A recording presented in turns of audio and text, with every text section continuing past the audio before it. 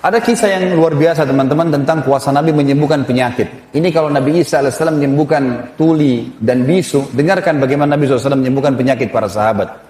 Dalam riwayat Bukhari, semua saya ambil dalam riwayat Sahih ini, kisah tentang Abu Rafi'. Siapa Abu Rafi' ini teman-teman? Salah satu pimpinan Yahudi, salah satu raja Yahudi yang suka benci sekali dengan Islam, suka memerangi Islam. Tapi dia sembunyi-sembunyi, seperti orang munafik. Kalau ada satu suku Arab mau nyerang Madinah, dibiayai sama dia. Kalau ada perempuan penari hina Nabi SAW, hina Islam, dibiayai sama dia. Kalau ada penyair yang menghina Islam juga dibiayai sama dia. Pokoknya dia bermain di belakang lah. Nabi SAW berkata setelah habis sholat subuh, lalu berkata, siapa yang menyelesaikan urusannya Abu Rafi'? Ini bahasa santun ya. Maksudnya siapa yang bisa bunuh dia itu? Ini orang buat masalah nih. Sedikit-sedikit ada pasukan nyerang, biaya Abu Rafi'. Sedikit ada wanita menghina Islam, Abu Rafi' di belakangnya. Penyair, Abu Rafi', semua Abu Rafi' di belakangnya. Nabi SAW bilang, siapa yang bisa bunuh ini? Seorang sahabat Nabi bernama Abdullah bin Abi Atiq radhiyallahu anhu, sahabat Nabi yang mulia. Ibnu Hajar menyebutkan dalam Fathul Bari, Sahih Bukhari, beliau mengatakan, Abdullah bin Abi Atiq radhiyallahu anhu ini punya pandangan mata yang rabun. Zaman dulu nggak ada kacamata kan? Jadi mungkin punya minus gitu. Jadi agak rabun matanya. Dia mengatakan, saya Rasulullah, saya akan menyelesaikan urusannya. Kata Nabi SAW, baiklah, pergi bawa beberapa temanmu. Abdullah bin Atiq mengajak beberapa temannya, tidak disebutkan jumlahnya, mereka pergi. Tiba di benteng Abu Rafi' malam hari. Kebetulan Abdullah melihat bentengnya ini dijaga oleh beberapa orang dan cuma satu pintu. Dan ini penjaga benteng menghafal mukanya orang yang dalam benteng. Jadi nggak bisa orang asing masuk.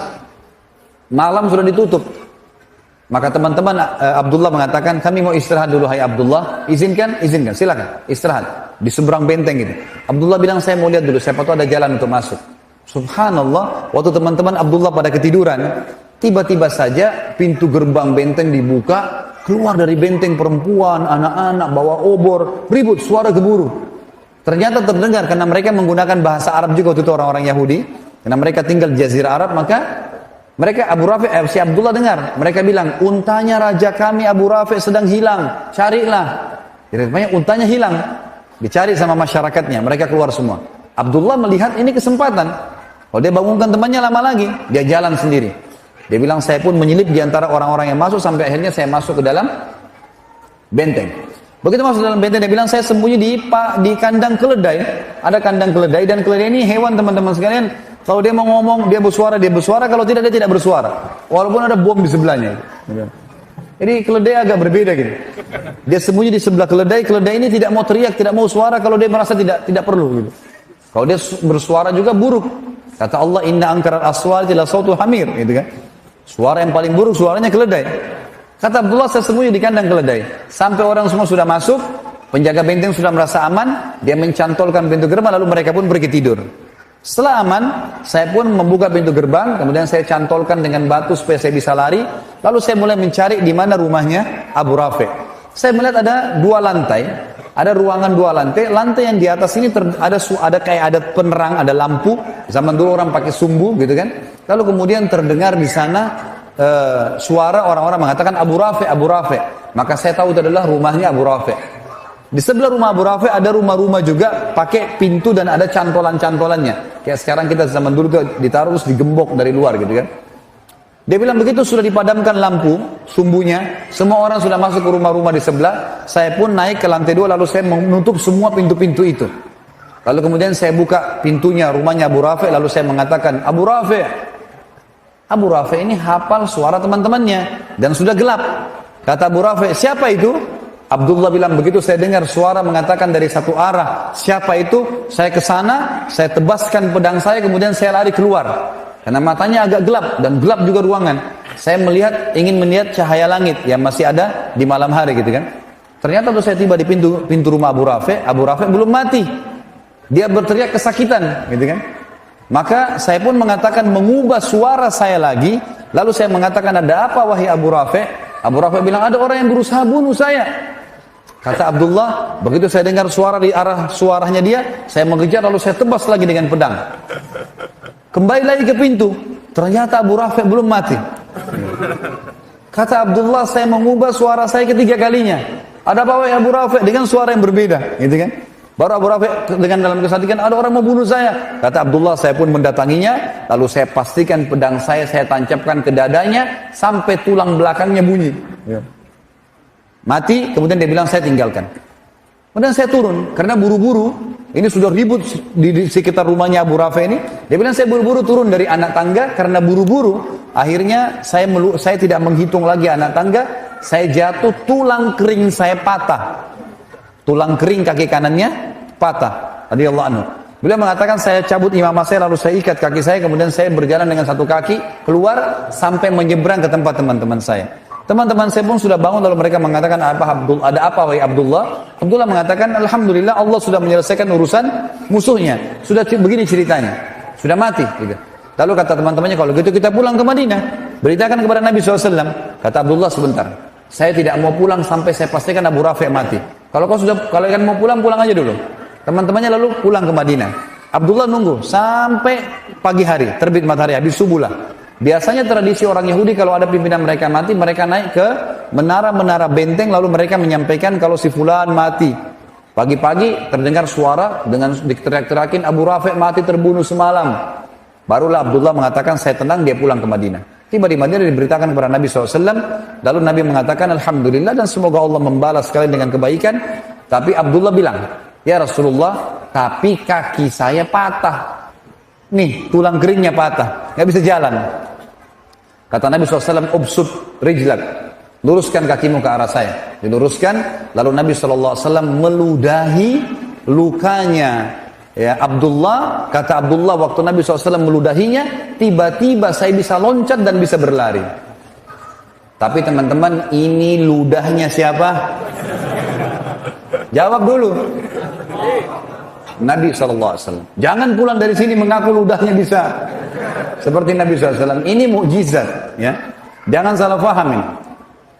Karena pernah terjadi teman-teman sekalian, ada satu orang namanya Musailamah al-Kadzab. Pernah dengar? Musailamah ini yang mengaku Nabi di zaman Nabi SAW. Makanya diberikan julukan Kadzab. Tradisi Nabi SAW itu kalau ada anak bayi yang baru lahir, orang-orang Ansar baru lahir, disuruh datang ke masjid, dibawalah anak-anak ini. Kemudian Nabi SAW mengelus kepalanya, mentahniknya, mengunyah kurma lalu ditempelkan ke langit-langit bayi itu, gitu kan? Nabi SAW memberikan nama. Jadi para sahabat senang gitu. Sampai mereka mengatakan, kami bangga pada saat yang pertama masuk ke perut bayi kami air liur Nabi SAW. Gitu kan? Karena Nabi suka mentahnik. Nah, satu kali Nabi SAW pernah mengelus kepala anak bayi, rambutnya jadi subur. Rambutnya jadi subur bayi itu. Musailamah al-Kadzab ada di sekitar Yaman. Pengikutnya banyak. Lalu mereka bilang, hai Musailamah, itu Nabi yang di Hijaz, yang di Madinah, elus kepala anak bayi, subur. Ini ada anak kami, rambutnya sudah subur. Coba elus, siapa tahu bisa lebih subur. Tiba-tiba waktu Musailamah al-Kadzab mengelus rambutnya bayi itu, gugur rambutnya. Dan bayi itu gundul sampai dia tua, keturunannya semuanya gundul. Maaf teman-teman yang gundul, jangan tersinggung. Tapi ini betul, ini kisah nyata terjadi. Satu kali juga Nabi SAW pernah didatangi oleh orang Ansar. Lalu kemudian dia berkata, ya Rasulullah, kami sudah gali sumur, sudah setengah mati dalam digali, airnya tetap asin. Coba lihat ya Rasulullah. Nabi SAW datang. Lalu Nabi SAW berdoa kepada Allah, lalu meludah ke sumur itu. Meludah. Setelah itu airnya asin berubah jadi tawar. Rupanya pengikut Musailamah di Yaman dengar juga tuh. Hai Musailamah, itu Nabi yang di Hijaz tuh, meludah ke sumur, asin jadi tawar. Ini ada sumur kami sudah tawar, coba kau ludah. Musailamah datang, lalu dia mantra-mantrain, dia ucap-ucapin macam-macam mantranya dia, kemudian dia meludah, berubah. Dalam hadis Bukhari dikatakan, air sumur itu yang tadinya tawar, menjadi lebih busuk daripada bau bangkai. Jadi jangan coba-coba. Nah, ini mukjizat Nabi SAW. Riwayat Bukhari yang lain tentang pengobatan Nabi SAW adalah masalah matanya Abu Qatadah radhiyallahu anhu. Abu Qatadah sahabat Nabi yang sangat tampan, gagah. Dalam peperangan teman-teman ada anak panah lepas dari arah musuh, kena matanya, bola mata kanannya kena, karena kerasnya kena itu dan beratnya anak panah sampai membuat mata Abu Qatadah jatuh. Dalam hadis Bukhari dikatakan ini, matanya itu gelantung. Waktu sahabat-sahabat lihat, para sahabat mengatakan, wahai Abu Qatadah, kami potong aja matamu. Nggak ada solusi lain. Di zaman sekarang saja kedokteran canggih, bagaimana caranya mau dijahit nih? Sudah keluar bola matanya. Kata dia, sebentar. Coba bawa saya ke Rasulullah sallallahu alaihi wasallam.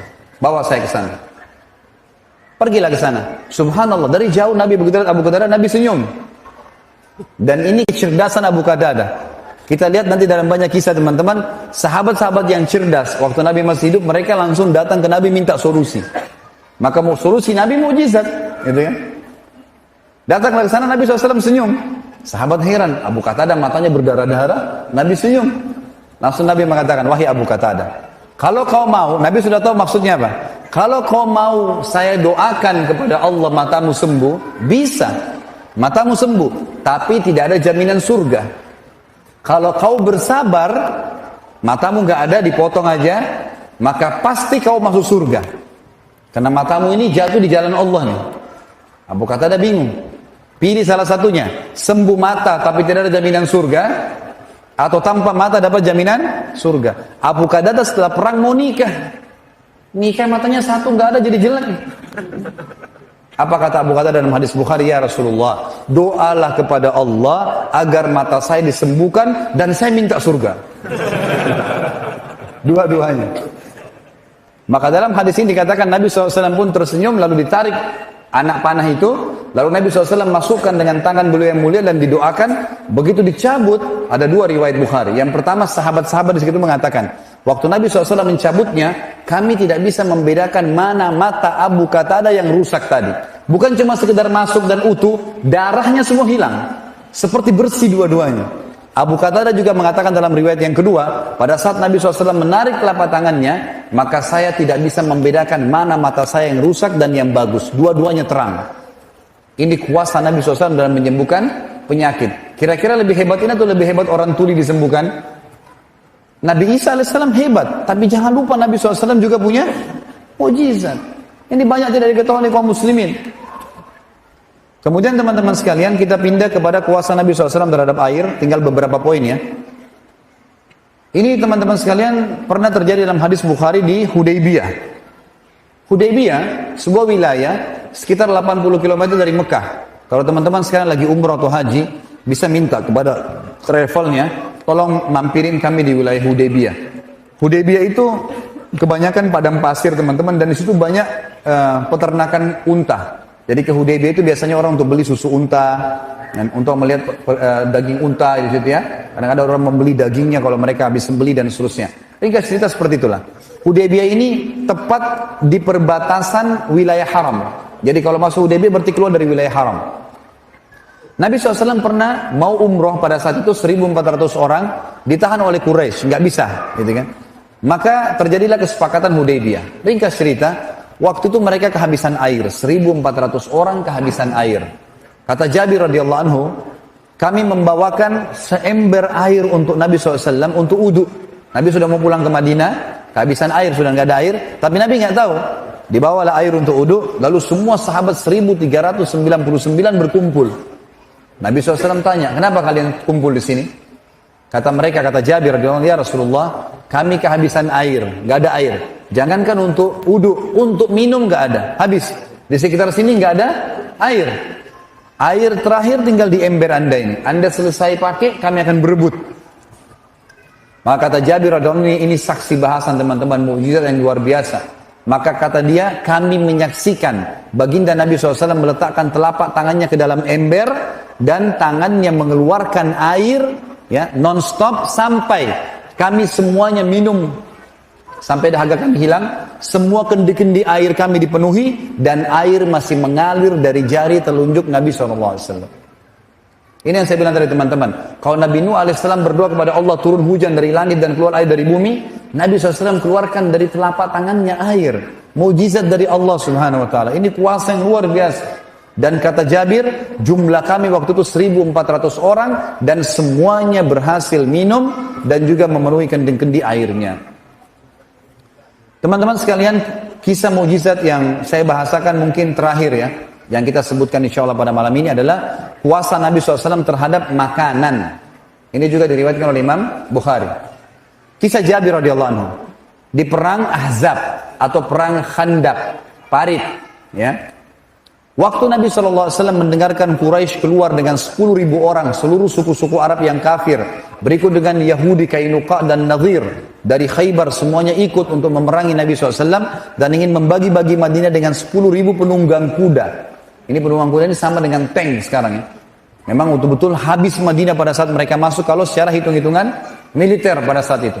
Nabi SAW musyawarah dengan para sahabat. Salman Al-Farisi radhiyallahu anhu, sahabat Nabi yang mulia ini dulu Perdana Menterinya Persia. Dan dia juga kepala keamanan militer, gitu kan. Maka dia mengatakannya, Rasulullah, kami di Persia, kalau kami sedang terdesak, maka kami buat parit di sekitar pintu masuk kami, maka musuh nggak bisa masuk. Kalau ada yang masuk, kami serang. Maka Nabi SAW suruh sahabat semuanya buat parit. Ini kalau teman-teman lihat di YouTube sudah ada ceramah sirah tentang perang Khaybar. Panjang lebar saya jelaskan. Ringkas cerita, digalilah parit dalam beberapa riwayat, ada yang mengatakan yang 7 meter dalamnya, lebarnya 15 meter, yang sulit sekali untuk diloncati oleh kuda. Setiap kali 10 kali 10 meter, Nabi SAW taruh 10 orang sahabat. Dan tidak boleh pulang ke rumah kecuali betul-betul mereka sudah minta izin dengan Nabi SAW. Satu waktu teman-teman, mereka lagi menggali dan dalam kondisi lapar, musuh sudah dekat dengan Madinah, harus menyelesaikan pekerjaan. Ada 2 orang sahabat datang kepada Nabi SAW lalu berkata, ya Rasulullah, kami kelaparan, gak ada makanan. Lalu mereka ngangkat bajunya. Ternyata di perutnya sahabat ini ada 2 buah batu yang diikat. Jadi untuk menghilangkan lapar, batu diikat, lalu diikat dengan keras di perut sehingga ususnya jadi kecil, gitu kan? Sehingga laparnya berkurang. Nabi SAW waktu lihat 2 sahabat ini tidak jawab bapak-bapak. Beliau cuma angkat bajunya dan ternyata di perut Nabi ada 3 batu. Ini jawabannya, saya lebih lapar dari kalian, gitu kan? Maka sahabat yang 2 terdiam. Jabir radhiyallahu anhu lihat pada saat itu. Dia mengatakan, demi Allah, Rasulullah SAW telah tertimpa sesuatu yang sudah luar biasa ini. Sampai lapar ikat batu di perutnya, gak ada yang tahu. Untung ada sahabat yang bertanya gitu.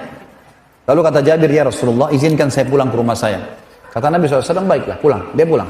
Dia bilang kepada istrinya, ya, hai istriku, punya makanan gak? Kata istrinya, kenapa? Dia bilang, saya telah melihat sesuatu yang memilukan dari Nabi SAW. Kata istrinya, apa itu? Rasulullah SAW ikat perutnya dengan 3 batu. Masa kita bisa membiarkan itu? Ini lapar, ada makanan. Kata istrinya, persiapan makanan kita adalah 1 sak gandum, ada 1 sak gandum, beberapa kilo gandum, dan ada 1 anak kambing kecil milik kamu di sebelah rumah. Kalau kau mau, potong kambing itu saya buatkan kari, kemudian nanti gandum ini kita buatin roti. Lalu undang Rasulullah SAW makan ke sini. Kata Jabir, pikiran yang bagus. Disembelilah, dibuatlah masakan tersebut. Begitu selesai, sudah siap makanan, kata istrinya, Jabir, ingat, jangan permalukan saya di depan Nabi SAW. Undang Nabi SAW dengan 4 atau maksimal 5 orang sahabatnya. Makanan gak cukup. Ini pas hanya untuk 10 orang paling maksimal. Mereka 5, saya juga sama kamu sama anak-anak harus makan. Kata Jabir, tentu saja. Pulanglah Jabir ke Khandaq tadi. Lalu dia bilang, ya Rasulullah, dibisik-bisik Nabi, ladayya tu'ayyim. Ya. Dalam bahasa Arab, makanan bahasa Arabnya ta'am. Ya. Tapi kalau makanan sedikit, dikasih tasghir dan dikasih kecil. Tu'ayyim. Artinya saya punya makan sedikit. Makanan. Kata Nabi SAW, datanglah anda ya Rasulullah ke rumah saya dengan 4 maksimal 5 orang teman-teman anda. Maka Nabi SAW bilang, apa yang kau siapkan hai Jabir? 1 kambing kecil dengan 1 sak gandum. Kata Nabi SAW, banyak dan berkah. Tiba-tiba teman-teman Nabi SAW naik di atas batu tinggi, teriak dengan suara keras, wahai muhajirin dan ansar, kalian semua diundang oleh Jabir. Riwayatnya begitu. Lalu Jabir mengatakan, ya Rasulullah, muhajirin dan ansar. Kata Nabi SAW, iya, pulanglah dan jangan sentuh makanan itu. Coba teman-teman kalau antum di posisi Jabir nih. 1.500, 400 orang waktu itu di Khandaq. Semuanya lapar. Dan pada saat itu disebutkan dalam riwayat Bukhari, 3 hari belum makan. Tidak ada makanan. Maka Jabir pontang-panting lari ke rumahnya. Teriak depan rumah, wahai istriku, kita sudah dipermalukan. Gitu. Begitu riwayatnya. Lalu kata istrinya, kenapa? Rasulullah SAW undang muhajirin dan ansar. Kata istrinya, kan saya sudah bilang jangan permalukan. Bukan perilaku saya. Nabi yang bilang. Maka istrinya cerdas nih. Ini subhanallah, iman kalau dalam hati ada, lain jawabannya. Maka dia mengatakan, sebentar, ada pesannya nggak Rasulullah SAW? Kata Jabir, ada. Jangan sentuh makanan. Jangan sentuh sampai beliau datang. Tunggu. Gitu ya. Baik, datanglah Nabi SAW dengan 1.400 orang. 1.400 orang datang. Rame. Rumahnya Jabir 4x3. Rumahnya kecil, disebutkan itu 4x3, 4x4. Rumah orang dulu kalau 5x5 itu sudah luar biasa gitu. Maka Nabi SAW masuk, tanya, mana Jabir makananmu? Ini. Lalu Nabi SAW lihat istri Jabir, ditanya, apa yang kau siapin? Gandum ya Rasulullah. Panggil Khabbaza. Khabbaza ini istilah dalam bahasa Arab teman-teman, bagi perempuan pembuat roti, dipanggil kalau mau buat 1.000 roti, 2.000 roti gitu. Panggil Khabbaza. Sebanyak yang kau mampu panggil dari wanita Ansar. Kata istrinya Jabir, ya Rasulullah, 1 sak gandum, saya bisa buat. Kata Nabi, panggil Khabbaza. Panggil Khabbaza. Datang puluhan wanita pembuat roti. Gitu kan. Lalu kata Nabi SAW, hai Jabir, saya akan sendokkan karinya di wadah, istrimu akan mengambil suilan gandum, taruh di piring, panggil mereka 10 orang. 10 orang masuk, sudah makan baru masuk 10 orang lagi. Jangan lebih. Kata Jabir, kami pun melakukan. Taruh wadah, panggil 10 orang. Kemudian Nabi SAW, istrinya Jabir sobek rotinya, taruh. Nabi SAW sendokin kari. Gitu kan. Makanlah 10 orang ini. Dan dalam sebagian ulama hadis mengatakan orang-orang yang makan ini tidak dibatasi oleh Nabi SAW. 3 hari lapar, mereka makan untuk menghilangkan lapar yang 3 hari. Dan lapar-lapar yang akan datang. Dan ini bayangin bagaimana makannya gitu. Ya. Mereka makan dengan lahap, Nabi tidak pernah batasi. Dan kata Jabir, demi Allah, setiap kali Nabi SAW menyendok karinya, dan istri saya menyuil gandumnya, semua kembali utuh. Sampai 1.400 orang makan semua. Semuanya makan. Dan demi Allah, kari kami dan gandum kami tidak berkurang sedikit pun. Sampai mereka semua pulang, maka Nabi SAW berkata, wahai Jabir, masih diperintahkan, bagi-bagikan makanan ini kepada seluruh penduduk Madinah yang belum makan, karena manusia sedang ditimpa kelaparan. Sampai kata Jabir, kami bagikan kepada seluruh masyarakat Madinah, itu pun masih utuh. Nanti setelah mereka makan semua, pada saat sisa saya sama istri saya baru berkurang pada saat kami sendok. Dan ini kuasa Nabi SAW terhadap makanan. Dan banyak contoh-contoh yang lain teman-teman sekalian.